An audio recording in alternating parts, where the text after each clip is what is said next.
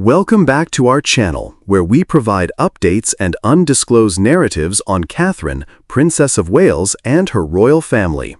We provide you with the exciting news. Catherine beams in most breathtaking cocktail dresses as she shines in elegant style. When the Princess of Wales walks into a room after dark, people typically stop talking before she even says anything. Her cocktail dresses, which are between formal gowns and everyday tailoring, have become more than just clothes. They are cultural statements. They are the epitome of diplomacy, contemporary royalty, and the capacity to make a mid-length silhouette resonate in design houses, online stores, and fan forums. From parties in Los Angeles to museum openings in London, and from Canadian lace to Irish lame, Catherine's cocktail wardrobe has been a parallel history of the monarchy from 2011 to now. Here is a chronological list of these important events, how the public reacted to them, and how they changed fashion throughout the world. 2025-2024. A quiet break, a public that is watching. As of the middle of 2025, there haven't been many sightings of cocktail dresses. The palace has carefully portrayed this as an intentional restraint, saying that it is a focus on substance over spectacle. Quieter, behind-the-scenes commitments have replaced the evening parties that once ensured a fresh look. Fashion journalists, who are not critical, see the move as a strategy. One London editor said, "It is the princess choosing gravitas over glitter." Fans on social media said the same thing. "If she's wearing the same old cocktail dresses, we'll cheer even louder." The same thing happened in 2024. The Festival of Remembrance in November was the most important semi-formal event. Catherine's style focused on significance more than newness. Pearls, a poppy, and dark colors were all meant to suggest continuity, which helped her keep her role as a keeper of symbols instead of trends. 2023 Monochrome Gallery Glamour.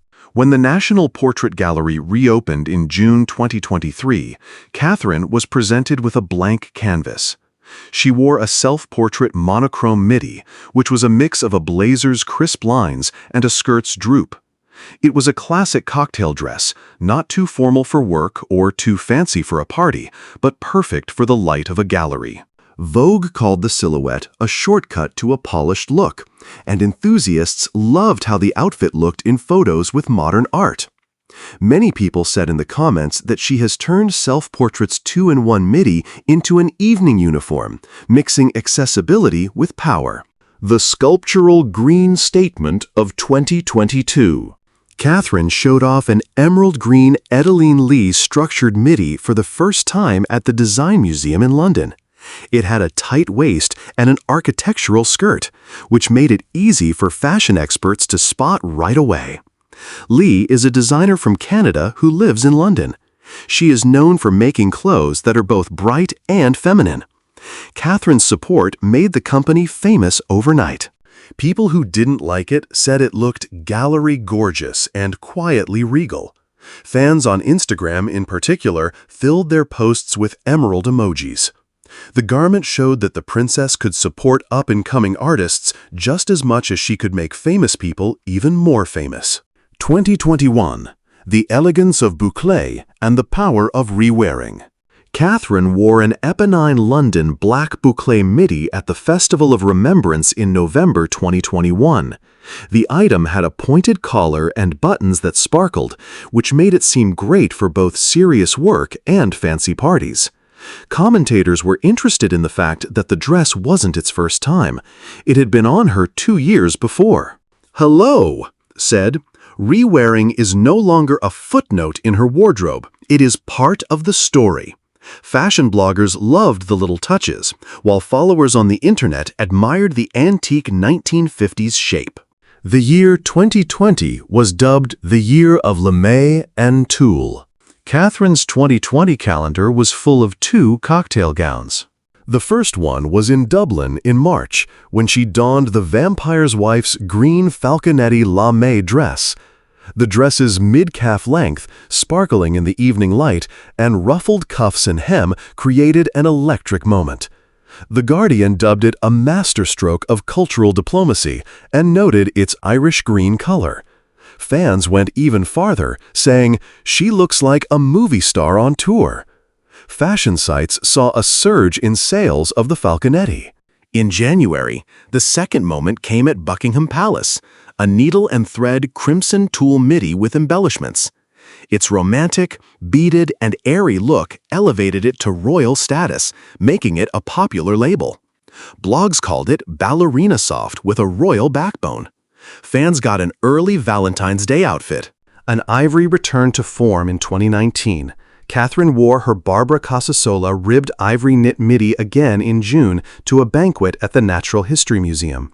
The off-the-shoulder dress, which first appeared in 2016, was sleek, body-hugging, and almost like a building. People were happy to see it again because it indicated that a wonderful party dress can have a second life. Critics called it the princess's most daring repeat, but admirers said that its simplicity let her jewels and grace stand out. The V&A's Year of Erdem in 2018, there aren't many years that are as dramatic as 2018 for cocktails. Catherine wore an Erdem Iman tweed cocktail dress at the opening of the V&A's Photography Center in October. It was a planned risk, off-the-shoulder, uneven neckline, and pearl crystal trim. Harper's Bazaar called it one of her most fashionable moments. Fans went crazy at the couture-level touches. In Stockholm earlier that year, she donned another Erdem design, a dark blue velvet party dress with gentle bell sleeves. The garment sparkled like a gorgeous sapphire against the cold Scandinavian night. Coverage commended how it fit nicely with velvet styles in royal wardrobes, and admirers called it Catherine Blue. In 2017, Gucci and Erdem were featured in the news. Catherine launched the V&A's newly renovated wing in June while wearing a cream-colored Gucci tweed-trimmed party dress. The crimson and black tips gave it a Parisian feel. For fashion writers, it was a statement. The princess was branching out into homes renowned for their edgy high fashion. People who liked it dubbed it couture school chic. That year, she wore Erdem's Evita sheath at a Heads Together event. The flowery jacquard fabric and fitting shape made it easy to go from day to evening. Vogue praised her for always going to Erdem for sophisticated, painterly grace. A double win in 2016, Catherine's cocktail season in 2016 is still the best of her career. At the Art Fund Museum of the Year honors in July, she startled everyone by wearing a Barbara Casasola ribbed white off-shoulder midi dress. Fashion editors called it her sexiest summer look since it was simple, adventurous, and very contemporary. Fans loved how confident the dress appeared in its simplicity. Within hours, the outfit sold out all around the world. Then, in September, she wore the now famous Preen by Thornton Brigazzi Fenella red asymmetric cocktail dress on her tour of Canada. The fold-over neckline, clean waist, and vivid red color became one of her most famous looks. It was both diplomatic and stunning when worn with the diamond maple leaf brooch. Vogue called it an instant classic. For admirers, the red dress is still the one. Lace and embellishment in 2015. 3 cocktail gowns made this year stand out. She donned a Dolce & Gabbana plum guipure lace sheath at Lancaster House in October. It was a hit with everyone since it was rich and royal. For the Festival of Remembrance in November, she wore a Dolce & Gabbana black lace midi dress that was the same style as the one she wore before, showing that she knew how to wear lace for reflective nights. In November, she wore the Matthew Williamson dove gray peplum sheath with turquoise details again. She initially wore it in 2012. People liked the refashion. Critics applauded her for bringing back one of her most beautiful premiere costumes, and fans dubbed it a treasure worth keeping. 2014, 2013, years of change. There were fewer appearances that were only for cocktails over these 2 years. Catherine's closet primarily contained clothes intended for tours and formal events.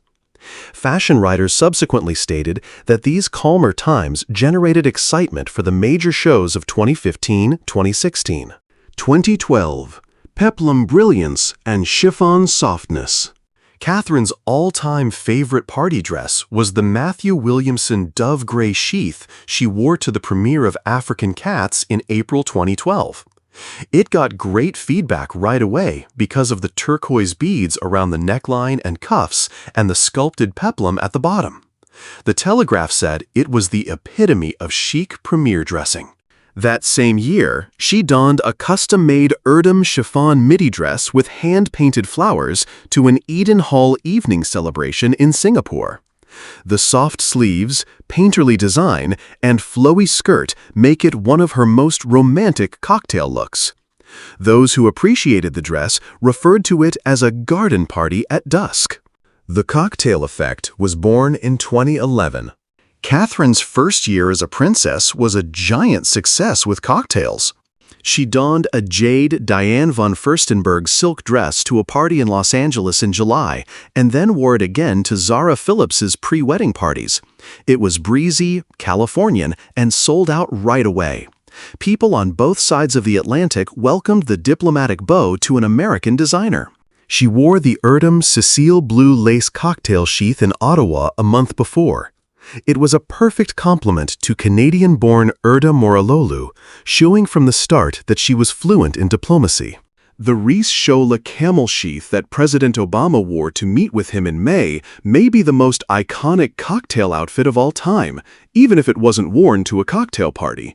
It was true cocktail chic in the daytime because of its fitting shape and uneven overlays. The garment crashed Reese's website in a matter of hours, making the Kate effect a permanent part of fashion history. The legacy of a queen of cocktails. Catherine's cocktail outfit reveals a narrative bigger than the lengths of her hems 14 years later. Each piece of clothing has served as a way to communicate, a way to perform diplomacy, and a way to celebrate culture. Repeats have shown that they can last, while daring new choices have made designers' names bounce throughout the world of fashion.